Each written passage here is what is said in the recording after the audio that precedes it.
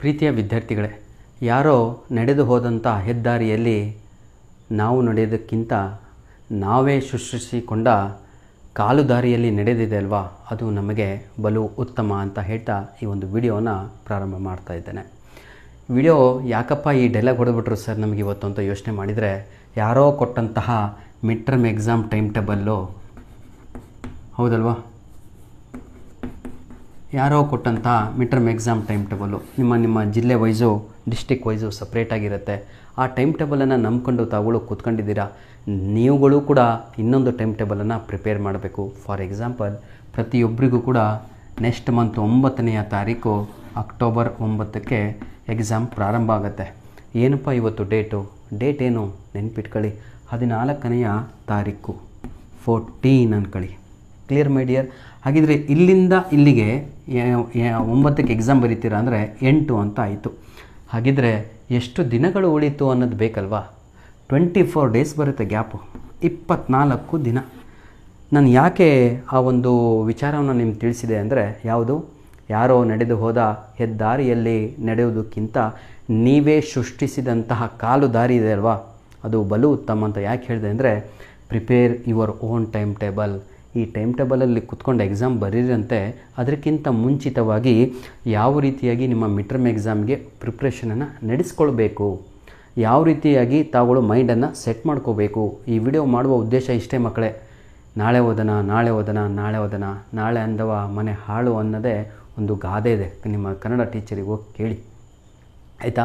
ನಾವು ಚಿಕ್ಕವರಿದ್ದಾಗ ಮನೆಯ ಬಾಗಿಲಿಗೆ ಬರೆಯೋರು, ಭೂತ ಪಿಚಾಚಿ ಬರಬಾರ್ದು ಅಂತ. ಏನು ಅಂದರೆ ನಾಳೆ ಬಾ ಅಂತ, ಜೀವನದಲ್ಲೂ ಬರಲ್ಲ ಅಂತ. ಹಾಗೆ ನಾಳೆ ಓದ್ತೀನಿ ಅಂದೋನು ಸೀದಾ ಡೈರೆಕ್ಟಾಗಿ ಎಕ್ಸಾಮ್ ಡೇಸೇ ಬಂದಿರತ್ತೆ ಮಕ್ಕಳೇ. ಹಾಗಾಗಿ ಆ ಒಂದು ಹೇಳಿರುವಂಥ ಮಾತನ್ನು ಸ್ವಲ್ಪ ನೆನೆಸ್ಕೊಂಡು ತಾವು ರೆಡಿ ಮಾಡ್ಕೊಳ್ಳಿ. How many days left?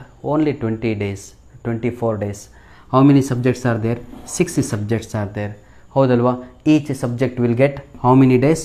Only 4 days ಅಂತ. 6 4s 24. ಹಾಗಿದ್ರೆ ಪ್ರತಿಯೊಂದು ಸಬ್ಜೆಕ್ಟಿಗೆ 4 ದಿನಗಳು ಮಾತ್ರ ನಿಮಗೆ ಸಿಗ್ತಾ ಇದೆ ಅಂದಮೇಲೆ, ದಯವಿಟ್ಟು ಇವತ್ತು ತಾವುಗಳು ಕೂತ್ಕೊಂಡು ಈಗ ಒಂದು ಪೇಪರಲ್ಲಿ ಈ ಟೈಮ್ ಟೇಬಲನ್ನು ಬರ್ಕೊಂಡು ನಿಮ್ಮ ಬೆಡ್ರೂಮಲ್ಲಿ ಹಾಕೊಳ್ಳಿ ಸರ್.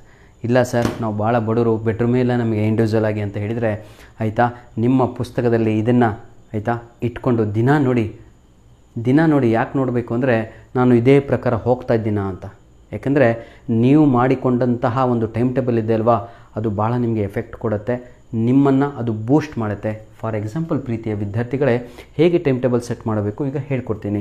ಇಲ್ಲಿ ನೋಡಿ, ಈಗ 14 to 18 4 ದಿನಗಳು, 14 15 16 17ಕ್ಕೆ ಆಗಬೇಕಲ್ವಾ, 17 14 ಇಟ್ಕೊಂಡೆ 17. ನೆಕ್ಸ್ಟ್ 18ನೇ ತಾರೀಕಿನಿಂದ 18 19 20 21 21. ನೆಕ್ಸ್ಟು 22ರಿಂದ, ಹೌದಲ್ವಾ, 22 23 24 ಮುಗದೇ ಹೋಯ್ತು. 25 ಬರುತ್ತಲ್ವಾ ನೋಡಿ, 22 23 24 25. ನೆಕ್ಸ್ಟು 26, ಇಲ್ಲೇ ಬರೆದು ಬಿಡೋಣ, 26 27 28 29 ಬರ್ಕೊಳ್ಳಿ ಆಯಿತಾ. 30 30ರಿಂದ ಎಷ್ಟು? 30 31 1 2. 2ನೇ ತಾರೀಕೆ ಬಂತು. 2ನೇ ತಾರೀಕು ಬಂತು ಅಂದರೆ ಅಲ್ಲಿಗೆ ಡೈರೆಕ್ಟಾಗಿ ತಾವುಗಳು ರೆಡಿ ಇರಬೇಕು. ನೋಡಿ ಇಲ್ಲೇ ಆಯಿತು, 1 2 3 4 5 5 ಸಬ್ಜೆಕ್ಟು ಇಲ್ಲಿ ಮುಗಿದು ರೆಡಿ ಇರಬೇಕು. ಲಾಸ್ಟ್ ಕೊನೆಯ 4 ದಿನ ಈ 6ನೇ ಸಬ್ಜೆಕ್ಟ್ ಅದು ಯಾವುದಾಗಿರಬೇಕು ಅಂದರೆ, 9ನೇ ತಾರೀಕು ನಿಮಗೇನಾದರೂ ಕನ್ನಡ ಎಕ್ಸಾಮ್ ಇದ್ದರೆ ಈ ಲಾಸ್ಟ್ 4 ದಿನ ಕಂಪಲ್ಸರಿಯಾಗಿ ಸತತವಾಗಿ ನಾನು ನಿಮ್ಗೆ ಅವತ್ತಿನಿಂದನೂ ಹೇಳ್ತಾ ಇದ್ದೀನಿ ಸರ್, ಕೋರ್ ಸಬ್ಜೆಕ್ಟ್ಗಿಂತ ಜಾಸ್ತಿ ನಿಮ್ಮ ಲ್ಯಾಂಗ್ವೇಜಿಗೆ ಸ್ವಲ್ಪ ಎಫರ್ಟ್ ಹಾಕಿಬಿಟ್ರೆ ಇಂಟರ್ನಲ್ ಔಟ್ ನಿಮಗೆ ಬಂದೇ ಬರುತ್ತೆ ನಿಮ್ಮ ಆನ್ಮೇಲೆ ಎಕ್ಸಾಮಲ್ಲಿ. ನಾನು ಇನ್ನೊಂದು ವಿಷಯವನ್ನು ನಿಮಗೆ ಹೇಳಿದು ಮರ್ತುಬಿಟ್ಟೆ ವಿದ್ಯಾರ್ಥಿಗಳೇ, ಲಾಸ್ಟ್ ಇಯರ್ ಏನಾಯಿತು ಅಂತ ಈಗ ತಿಳಿಸ್ತೀನಿ, ಕೇಳ್ಕೊಳ್ಳಿ. ಯಾಕಂದರೆ ನಿಮಗೆಲ್ಲರಿಗೂ ಕೂಡ ತಿಳಿಸ್ಬೇಕಲ್ವಾ. ಲಾಸ್ಟ್ ಇಯರು ಎಕ್ಸಾಮು 1 ಫೇಲ್ ಆಗಿಬಿಟ್ರು, ಎಕ್ಸಾಮ್ 1 ಫೇಲು. ಆದರೆ ಎಕ್ಸಾಮ್ 1ಗೆ ಆಪ್ಷನ್ ಇದೆ, ಏನು ಅಂದರೆ ಎಕ್ಸಾಮ್ 2 ಅಂತ ಆಪ್ಷನ್ ಇದೆ. ಆದರೆ ವಿದ್ಯಾರ್ಥಿಗಳು ಮೆಸೇಜ್ ಹಾಕಿದರು, ಸರ್ ನಮ್ಮ ಇಂಟರ್ನಲ್ ಮಾರ್ಕ್ಸು ಎಕ್ಸಾಮ್ 1ನಲ್ಲಿ ಬಹಳ ಕಡಿಮೆ ಕೊಟ್ಟುಬಿಟ್ಟಿದ್ದಾರೆ, 20ಕ್ಕೆಲ್ಲ 14. Can we get A chance? ನಮಗೆ ಚಾನ್ಸ್ ಸಿಗತ್ತಾ ಇಂಟರ್ನಲ್ ಮಾರ್ಕ್ಸ್ ಇಂಪ್ರೂವ್ ಮಾಡಲಿಕ್ಕೆ ಅಂತ? ಸಿಗಲ್ಲ ಕಣ್ರು. ಅದಕ್ಕೆ ಹೇಳ್ತಾ ಇರುವಂಥದ್ದು time and river never stops ಅಂತ. ನಿಮ್ಮ ಯೂನಿಟ್ ಟೆಸ್ಟ್ 1, ಈ mid term exam, unit test 2 ಇದು ಯಾವತ್ತೂ ಕೂಡ ನಿಮಗೆ ಮತ್ತೆ ಬರೆಯೋ ಅವಕಾಶವೇ ಇರಲ್ಲ. ಹಾಗಾಗಿ ನನ್ನ ವಿದ್ಯಾರ್ಥಿಗಳೇ, ಫೇಲ್ ಆದರೂ ಅವಕಾಶವೇ ಇರಲ್ಲ.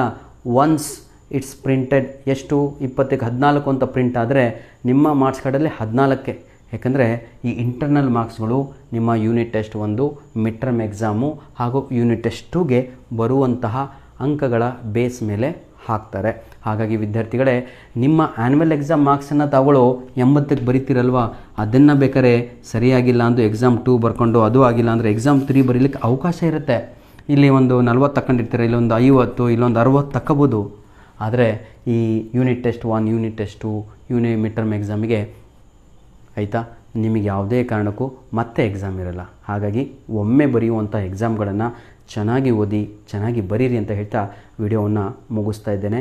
ಆದರೆ ಒಂದು ಮಾತನ್ನು ಇನ್ನೊಂದು ಹೇಳಬೇಕು ನಿಮಗೆ. ಅದು ಯಾವುದು ಅಂದರೆ ವಿದ್ಯಾರ್ಥಿಗಳೇ, ಈಗ ಎಲ್ಲರಿಗೂ ಕ್ಲಿಯರ್ ಆಯಿತು. ಏನು ಕ್ಲಿಯರ್ ಆಯಿತು? 6 4 24 ಇದು ಡೇಸು, 4 ಡೇಸು, ಇದು 6 subjects. Total number of days left 24. ಹಾಗಿದ್ರೆ 24 ದಿನದಲ್ಲಿ ಯಾವಾಗ ಓದಬೇಕು ನಾವು, ಏನು ಕತೆ ಅಂತ ಕೇಳಿದಾದರೆ ಇದು ಮುಂದಿನ ವಿಡಿಯೋದಲ್ಲಿ ಹೇಳ್ತೇನೆ.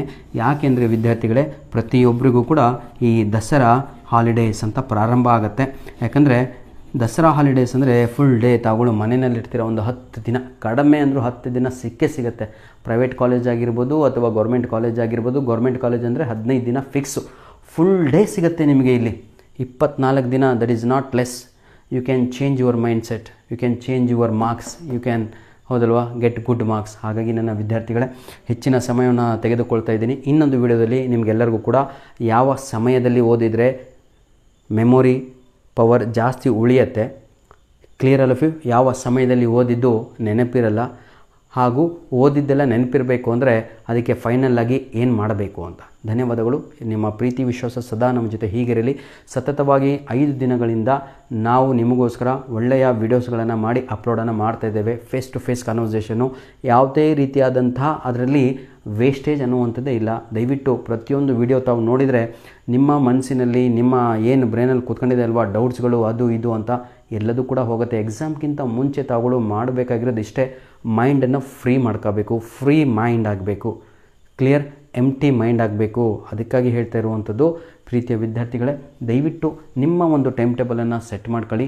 ಹೇಗೆ ಸೆಟ್ ಮಾಡಬೇಕು ಅಂತ ಮುಂದಿನ ವೀಡಿಯೋದಲ್ಲಿ ಹೇಳ್ಕೊಡ್ತೇನೆ. ಉಳಿದಿರುವಂಥದ್ದು ಕೇವಲ 24 ದಿನ.